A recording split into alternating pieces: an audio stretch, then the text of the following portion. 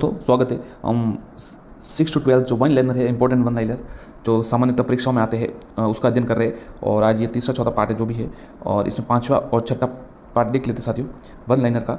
चलिए वापस शुरुआत करते हैं। देखिए, भू संरचना के आधार पर राजस्थान को विभाजित किया जा सकता है। 4 भागों में विभाजित: थार का मरुस्थल, अरावली पर्वत और पूर्वी मैदान, दक्षिण पूर्व पठार। थार का मरुस्थल, अरावली पर्वत, पूर्वी मैदान और दक्षिणी पूर्वी पठार। थार का मरुस्थल राजस्थान के कुल कितने क्षेत्र पर फैला हुआ है? तो ये 12 जिलों में फैला हुआ है और 61% पर है। राजस्थान के 61% भाग पर मरुस्थल है। उसमें कितने प्रतिशत जनसंख्या रहती है? तो 40% पर जनसंख्या रहती है। विश्व का सबसे धनी मरुस्थल कौन सा है? तो राजस्थान का थार का मरुस्थल। थार के मरुस्थल के किस भाग को महामरुस्थल कहा जाता है? देखिए, बाड़मेर, जैसलमेर, बीकानेर की रेतीले जो मरुस्थल है उनको महामरुस्थल कहा जाता है। किस स्थानीय भाषा में दोहरे कहा जाता है? बालू का स्तूप को स्थानीय भाषा में दोहरे कहा जाता है। थार के मरुस्थल को कितने भागों में बांटा जा सकता है? 5। मरुभूमि, घग्गर का मैदानी भाग, अर्ध मरुस्थलीय भाग, नागौर का उच्च भूमि, अंत प्रदेश। राजस्थान में अरावली का विस्तार है दक्षिण पश्चिम से उत्तर, ये दिशा नोट कर लिया साथियों, दक्षिण पश्चिम से उत्तर पूर्व दिशा में। दक्षिण पश्चिम से उत्तर पूर्व दिशा में। राजस्थान के कुल क्षेत्र कितने प्रतिशत भाग पर? अरावली 9% पर है और थार मरुस्थल 61% पर है। अरावली का विस्तार कहाँ से? गुजरात के खेड़ ब्रह्मा से लेकर दिल्ली के रायसीना हिल तक है। और आपको पता, राष्ट्रपति भवन भी रायसीना हिल पर ही बना हुआ है। गुजरात की खेड़ ब्रह्मा से दिल्ली के रायसीना। अरावली पर्वत की कुल लंबाई 692 किलोमीटर है और अरावली पर्वत विभाजित किया है 2 भागों में। राजस्थान में अरावली की जो लंबाई है 550, यानी 80% भाग पर जो है अरावली वो राजस्थान में है और कुल मिलाकर 692 है। आगे देखते हैं, राजस्थान के अरावली क्षेत्र में राजस्थान की कुल कितनी जनसंख्या है? 10%। देखिए, 9% उसका क्षेत्रफल है और लोग रहते हैं 10%। पूर्वी मैदान भाग पर राजस्थान के कुल क्षेत्रफल का कितना प्रतिशत है? 23%। और 23% जनसंख्या 40% रहती है। और जो वो क्षेत्र आपको पता है जो मरुस्थल है उसमें भी 40% किस रहती है?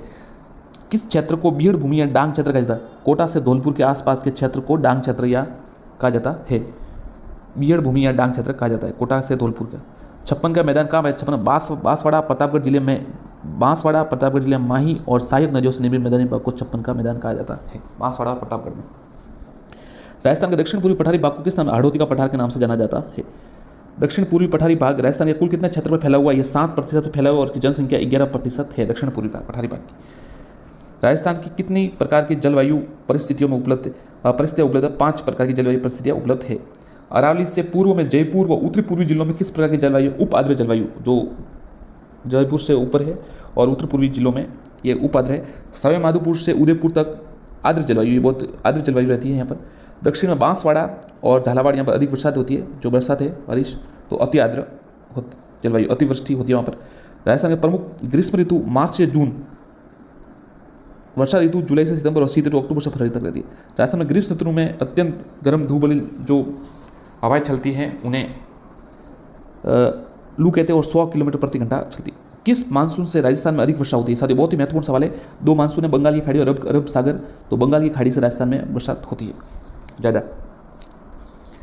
दक्षिण राजस्थान में सर्वाधिक वर्षा किस मानसून से होती है?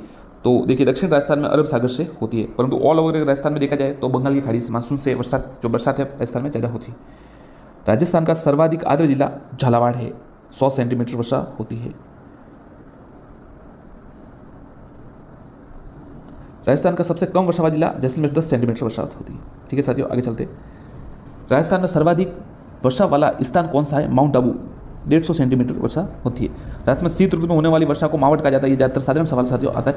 देखिए, शीत ऋतु में होने वाली वर्षा किससे होती है? पश्चिम विक्षोभ से। ये पटवारी, एलडीसी हर परीक्षा में आया, अब ये आना बंद हो गया थोड़ा, परंतु ये 2016 तक परीक्षाओं में ज़्यादातर ये आया है। पश्चिमी विक्षोभ से होती है। मावट किस फसल है? मावट गेहूं के लिए बहुत ही उपयोगी है। राजस्थान में जल विभाजक है, माफ कीजिएगा, राजस्थान में जल विभाजक है अरावली पर्वत है। राजस्थान में जल विभाजक जो है अरावली पर्वत है। अवध क्षेत्रों के मध्य उच्च भूमि जो वर्षा जल को विभिन्न दिशाओं में विभक्त करती है उसे जल विभाजक रेखा कहते हैं। राजस्थान में अफवाह तंत्र को कितने भागों में बांटा जा सकता है? तो देखिए, एक तो बंगाल की खाड़ी अफवाह तंत्र, एक अरब सागर का अफवाह तंत्र और एक आंतरिक प्रवाह का अफवाह तंत्र। देखिए, राजस्थान में बनास, काली सिंध, पार्वती आदि नदियाँ किस नदी में मिलती है? यमुना नदी में मिल जाती है। बनास, काली सिंध और पार्वती नदियाँ यमुना नदी में मिलती है। यमुना नदी किस में मिलकर अपना जल बंगाल की खाड़ी तक पहुँचा? गंगा में मिलकर। अरब सागर में जल ले जाने वाली नदी, साथ बहुत ही महत्वपूर्ण सवाल है, ज़्यादातर ये आते, 3 ये आते हैं कि अरब सागर की और कौन सी नदियाँ जाती है और बंगाली खाड़ी की तरफ कौन सी नदी जाती है। तो अरब सागर की तरफ देखिए लूनी, माही, साबरमती, पश्चिम बनास, उनकी सहायक नदियाँ। तो महत्वपूर्ण लूनी, माही, साबरमती और पश्चिम बनास ये अरब सागर की ओर जाती है। ऐसी नदियाँ समुद्र में पहुंचकर जल में भाग में विलुप्त हो जाती है। कल आंतरिक प्रवाह की नदियाँ, राजस्थान में आंतरिक प्रवाह की नदियाँ एक तो देखिए घग्गर नदी, बाणगंगा नदी, कांतली नदी, साबी नदी और रूपालेर और मेड़ नदी, ये आंतरिक प्रवाह की नदियाँ है। घग्गर नदी, बाणगंगा, कांतली नदी, साबी और रूपालेर, आप याद कीजिएगा, और मेड़ नदी, ये मेड़ नदी।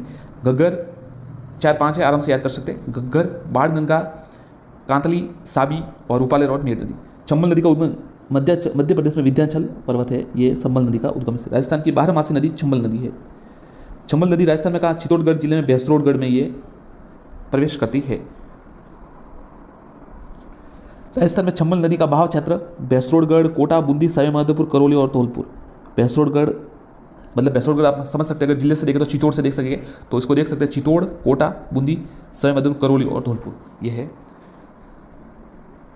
चित्तौड़, कोटा, बूंदी, सवाईमाधोपुर, करौली और धौलपुर। देखिए चित्तौड़ और कोटा ये साथ में आते हैं, 3-4 जो जिले हैं ये हमेशा साथ ही, कोटा बूंदी भी साथ आते हैं, चित्तौड़ भी अगर साथ लेते, फिर सवाईमाधोपुर, करौली और धौलपुर साथ में रहते, तो आप 3 टुकड़ों में याद कर सकते हैं। दो चंबल नदी राजस्थान के कुल कितने जिलों में? 6 जिलों में बहती है। राजस्थान में उद्योग नगर किसे? कोटा को कहते हैं। कोटा किस नदी के किनारे? चंबल नदी के किनारे बसा हुआ है। बनास नदी का उद्गम राजसमंद की, ये खबर की पहाड़ियाँ है, राजसमंद की जो जिला है उसमें। बनास नदी का जो बहाव क्षेत्र है वो देखिए, बनास नदी का उद्गम तो राजसमंद की खबर की पहाड़ियाँ है, और बनास नदी का बहाव क्षेत्र राजसमंद, चित्तौड़, भीलवाड़ा, टोंक और सवाईमाधोपुर। राजसमंद, चित्तौड़, भीलवाड़ा, टोंक और सवाईमाधोपुर। बनास नदी चंबल नदी किस स्थान पर? तो सवाईमाधोपुर के रामेश्वर के निकट, ये याद रखिएगा आप। बनास नदी चंबल मिल जाती है जो सवाईमाधोपुर का रामेश्वर है उसके निकट। बनास नदी मौसमी नदी है, चंबल नदी 12मासी है। राजस्थान में बहने वाली सबसे लंबी नदी बनास है। बनास नदी की लंबाई 480 किलोमीटर है। बनास नदी पर तट पर स्थित टोंक और सवाईमाधोपुर बनास नदी पर स्थित है। बनास की प्रमुख सहायक नदियाँ मेनाल, कोठारी, बेड़च व खारी नदी। मेनाल, कोठारी, बेड़च व खारी नदी। मेनाल, कोठारी, बेड़च और खारी नदी। लूनी नदी का उद्गम कौन से जिले से होता है? तो लूनी नदी का उद्गम अजमेर से होता है। लूनी नदी का उद्गम अजमेर के किस गोविंदगढ़ से होता है? लूनी नदी का उद्गम किन 2 धाराओं के मिलने से होता है? सरस्वती व साबरमती नामक 2 धाराओं से मिलने से होता है। लूनी नदी का बहाव क्षेत्र देख लीजिए, उद्गम देख चलिए आपको। उद्गम है अजमेर, तो उद्गम तो अजमेर, तो एक तो बहाव क्षेत्र हो गई। अजमेर के पास फिर पाली, नागौर, जोधपुर, बाड़मेर और जालोर से होते हुए कच्छ की खाड़ी में। अजमेर, नागौर, पाली, जोधपुर, बाड़मेर और जालोर होते हुए कच्छ की खाड़ी में। लूनी नदी का पानी कहाँ के बाद खारा हो जाता है? तो बाड़मेर जिले के बालोतरा के, ये 2012 के जो 3rd ग्रेड परीक्षा थी, यानी तब रीट के बाद, टेट के बाद जो एग्जाम होता था उसमें ये सवाल आया था कि कहाँ के बाद ये खारा हो जाता है? बाड़मेर जिले के बालोतरा जिले से। लूनी नदी के प्रमुख सहायक नदियाँ कौन सी है? लूनी नदी की जोजरी, बांडी, मिठड़ी, जवाई, बारी, खारी, सुकड़ी और सांगी गुहिया, ये इसकी प्रमुख सहायक नदियाँ है।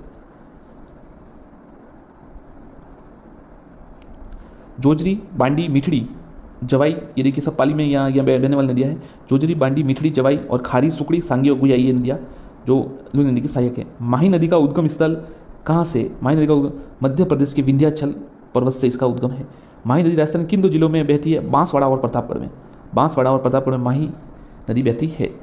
माही नदी की 2 प्रमुख सहायक नदियाँ सोम और जाखम। माही नदी अपना जल कहाँ ले जाती है? ये खंबात की खाड़ी में माही नदी ले जाती है। और एक साथी आपने देखा कच्छ की खाड़ी में कोई जाता है, कौन सी ले जाती है? शायद लूनी जाती है या कोई जाती है, परंतु माही नदी ये खंबात की खाड़ी में जाती है। बाणगंगा का उद्गम स्थल जयपुर से है। हाँ, लूनी नदी कच्छ की खाड़ी में जाती है और माही नदी खंबात की खाड़ी में जाती है। आगे देखते हैं। बाणगंगा का उद्गम स्थल बैराट की पहाड़ी है जयपुर में। कौन सी नदी का पानी भरतपुर में घना पक्षी राष्ट्रीय उद्यान नम भूमि का निर्माण करा? बाणगंगा नदी का। बहुत ही महत्वपूर्ण सवाल साथियों। बाणगंगा नदी का जो है पानी है वो भरतपुर राष्ट्रीय उद्यान है, वहाँ पर उसमें नम भूमि का निर्माण करता है। किस नदी को अर्जुन की गंगा कहते हैं? बाणगंगा को अर्जुन की गंगा कहा जाता है। घग्गर नदी का उद्गम स्थल हिमाचल प्रदेश में शिवालिक की पहाड़ियाँ। हिमाचल प्रदेश में शिवालिक की पहाड़ियाँ घग्गर नदी का उद्गम स्थल। घग्गर नदी आंतरिक प्रवाह की नदी है। घग्गर नदी राजस्थान में किस जिले में प्रवेश करती है? तो ये हनुमानगढ़ में प्रवेश करती है। हनुमानगढ़ में प्रवेश करती है। घग्गर नदी कहाँ से भूमिगत होती है, तो गंगानगर से ये भूमिगत हो जाती है। घग्गर नदी किस प्राचीन नदी की सहायक नदी मानी जाती है, तो सरस्वती नदी की सहायक नदी मानी जाती है। पंडित जवाहरलाल नेहरू ने किसे आधुनिक भारत का मंदिर बहुउद्देश्य घाटी परियोजना को कहा है आधुनिक भारत का मंदिर। चंबल परियोजना किन दो राज्यों के संयुक्त परियोजना, तो राजस्थान और मध्य प्रदेश की यह संयुक्त परियोजना है। चंबल नदी पर कुल कितने बांध बनाए गए, 4 बनाए गए। तो देखिए चंबल नदी पर ये एलडीसी में सवाल आया था कि किस ओर से, किस राजस्थान में कितने और मध्य प्रदेश में कितने, देख लेते। चंबल नदी पर मध्य प्रदेश में कौन सा बांध बना, तो गांधी सागर बांध जो है वो मध्य प्रदेश में बना है। चंबल नदी पर चित्तौड़ में राणा प्रताप सागर, चंबल कोटा में जवाहर सागर और चंबल नदी ये कोटा बैराज बना है। तो मध्य प्रदेश में बना बांध साथियों गांधी सागर बांध है। बाकी जो बांध है राणा प्रताप और जवाहर सागर बांध, और एक और है शायद रावत भाटा या कुछ है, वो शायद 2 ही है, और इसमें एक तीसरा लिखा हुआ है, लिखा हुआ है, माफ कीजिएगा, राणा प्रताप सागर और जवाहर सागर बांध और कोटा बैराज, ये 3 राजस्थान में है। चंबल नदी परियोजना का प्रमुख उद्देश्य जल विद्युत व सिंचाई उपलब्ध कराना। माही बजाज सागर परियोजना किन राज्य, तो माही बजाज राजस्थान व गुजरात में है। ये महत्वपूर्ण सवाल है। मध्य प्रदेश के लिए चंबल के है मध्य प्रदेश और राजस्थान के मध्य, और माही है गुजरात और राजस्थान के मध्य। माही बजाज सागर बांध स्थित है बांसवाड़ा में। माही बजाज सागर का प्रमुख उद्देश्य पेयजल, ये तो है पेयजल और विद्युत सिंचाई है। बिशलपुर परियोजना का संबंध टोंक जिले से है, बहुत ही महत्वपूर्ण सवाल। बिशलपुर परियोजना का संबंध टोंक जिले से। बिशलपुर बांध कहाँ पर स्थित है, टोंक जिले के टोडा रायसी नगर के पास बिशलपुर बांध स्थित है। बिशलपुर बांध से किन जिलों का पेयजल की आपूर्ति होती है, तो जयपुर, अजमेर और टोंक। सरदार सरोवर परियोजना किन राज्यों की संयुक्त परियोजना है, ये 3 राज्यों की है। देखिए माफ कीजिएगा, 4 राज्यों की, गुजरात, मध्य प्रदेश, महाराष्ट्र और राजस्थान। राजस्थान तो होगा ही, गुजरात भी है और मध्य प्रदेश और ये महाराष्ट्र एक्स्ट्रा है इसमें। तो सरदार सरोवर परियोजना, सरदार सरोवर बांध स्थित है गुजरात के नर्मदा पर। ठीक है साथियों, धन्यवाद। आगे की जो डिटेल्स है हम अगली वीडियो में पढ़ेंगे। धन्यवाद। चैनल को सब्सक्राइब जरूर करें और लाइक एंड शेयर जरूर कर दे साथियों।